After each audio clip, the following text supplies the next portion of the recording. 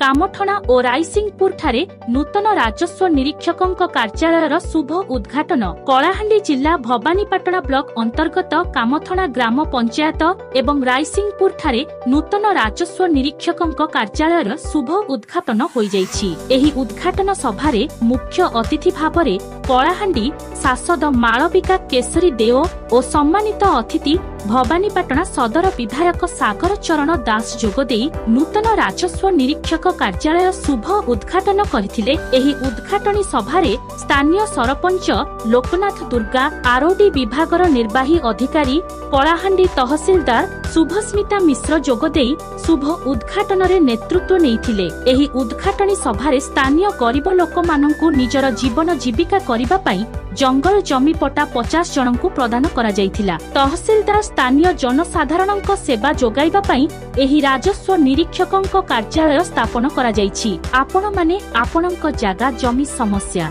सबु आनी शांति श्रृंखला सहित कार्य करिवे। जदि किछि असुविधा हुए ताहेले मते जणाइबे बोली जनसाधारण रे प्रकाश करथिले।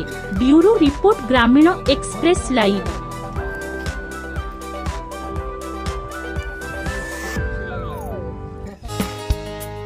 आमो चैनल को लाइक एवं शेयर करंतु। ग्रामीण एक्सप्रेस लाइव गाँव रे हेउ बा सहर रे सर्वदा आपणक साथी रे